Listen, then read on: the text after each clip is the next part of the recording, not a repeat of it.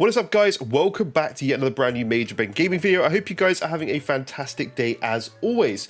Now, today we've got another PlayStation 5 Pro rumor slash leak.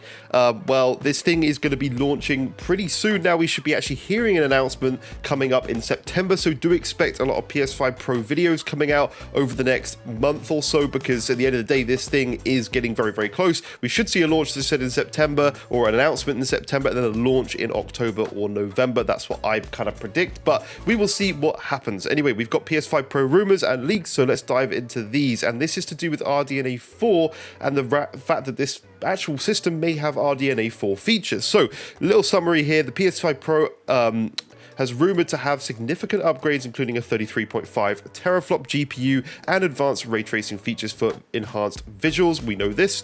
Leaked specs suggest PS5 Pro will use RDNA 3 architecture with RDNA 4 ray tracing upgrades, potentially improving efficiency and performance. Insider leaks reveal new ray tracing features for RDNA 4 GPUs that may also be included in the PS5 Pro to enhance the gaming experience provided by the console.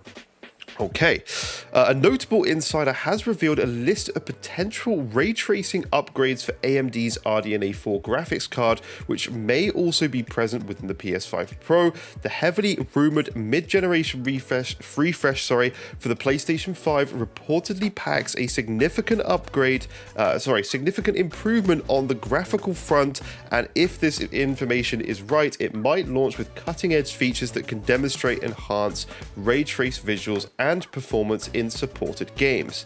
The PS5 Pro specs majorly leaked earlier this year via confidential documents retrieved from Sony's developer portal. According to the leaks, the PlayStation 5 Pro's biggest upgrade will be its much stronger 33.5T flop GPU, that's graphics processing unit, compared to the base PS5's 10.23T flop GPU, as well as a 10% faster CPU, faster system memory, and a new machine learning based resolution upscaler dubbed PSSR, or PlayStation Spectral Super Resolution. Additionally, the PS5 Pro's GPU supposedly makes the leap to AMD's current RDNA 3 architecture, which will naturally lead to efficiency and performance gains. We like all this stuff. This is all good things. All of the GPU upgrades lead to a 2 to 3 times jump in the PS5 Pro's ray tracing capabilities compared to the vanilla PS5, as per the leaked documentation. However, it seems there's a lot more under the hood that allows the PS5 Pro to pull ahead in the ray tracing department, and some of it may come from AMD's in-development RDNA 4 GPU architecture. This is why I said to people, don't just go off a spec sheet. Has people learned nothing from when they were comparing Series X to PS4? When people say, oh, the PS5 Pros, you know, it's not really much of an upgrade. We don't know yet. Wait and see, because it's not just about hardware, like what's on paper. It's also about what's going to be packed into this thing in terms of tech from these big companies like RDNA 4 and things like that. That's a huge feature, not just the actual spec of the device. A new tweet from Credible Hardware insider Kepler L2, this guy's leaked a lot of stuff in the past and has been very accurate, potentially spills the beans on some major ray tracing features coming with RDNA 4 graphics cards for PC. Surprisingly, the insider also claims that most, if not all, of these features will be in PlayStation 5 Pro as well. So this is the tweet. I've actually got it open here. So some of the new RT features coming with the obviously RDNA 4 graphics cards, most, if not all, of these should be in the PlayStation 5 Pro. Actually, this is a little bit bigger anyway, so let's just look at it here.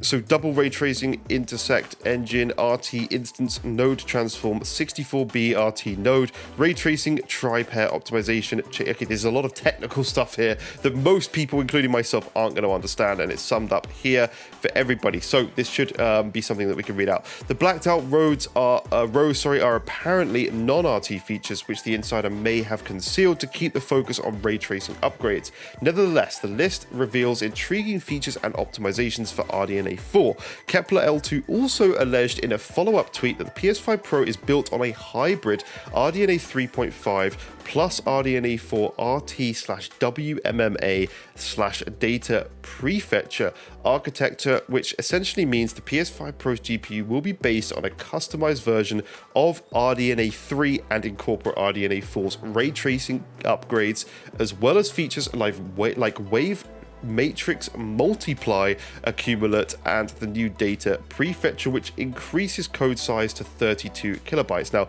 this is very technical stuff that, to be honest, most of us aren't going to understand. But what we do know is RDNA 4 upgrade, or RDNA 3.5 to 4, is going to be something that is relevant. They are not stupid. Sony are not stupid. Mark Cerny is certainly not an idiot. He knows what to put in this thing, and he knows what this thing is going to be like. PlayStation has always worked very closely with AMD to design its console, and considering the current PS5's GPU was also built with similar deep customization, Kepler L2's information does appear plausible. Technical specifications aside, fans have been speculating when Sony might be planning to formally announce the PS5 Pro, with rumors currently pointing towards September Tokyo Game Show and a subsequent launch in November 2024. I agree. I think September Tokyo Game Show is something where they've announced hardware before in the past, so I think it's very likely that we could see this thing at that Tokyo Game Show, which to me is very exciting, because that's not far away now. We're actually getting very close to the launch of this thing. Now, one thing I'm just curious in, this isn't kind of that relevant, but I'm curious to see what the relationship between AMD is going to be with PlayStation when they're bringing their own PSSR.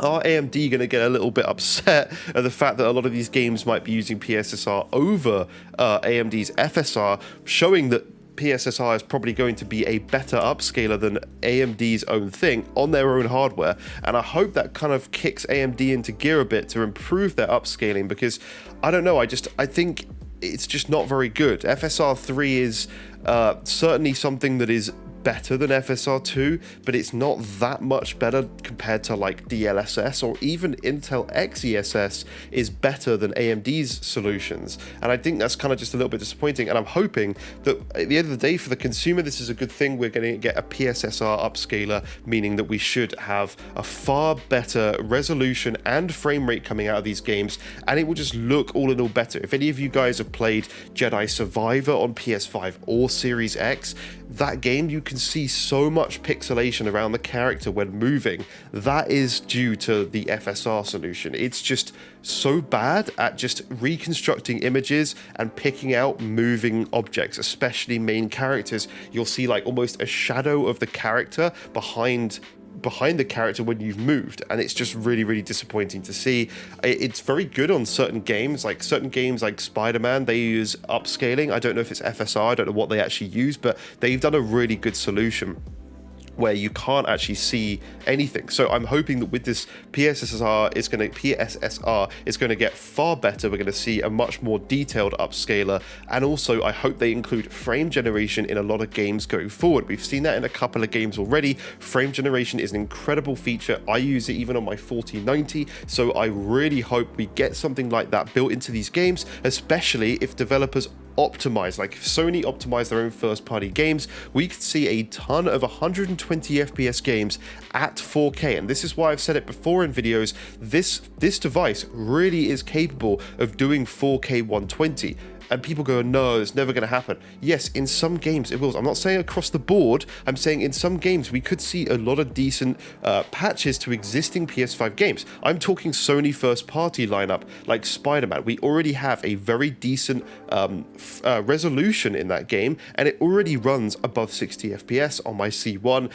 In many cases, it hovers around 90 FPS. We've got a 10% faster CPU. We've got a better upscaler, right? We've got a better upscaler than we're going to be having what they're using in Spider-Man now, and we've got a 3 times GPU performance in terms of T-flop count, which I agree is not everything, but at 33.5 T-flops is going to be able to push that up to 4K, or still an upscaled 4K with PSSR, but again, it's going to clean up that image like crazy. If we're using stuff like frame generation with Spider-Man, it's already at like 90 FPS.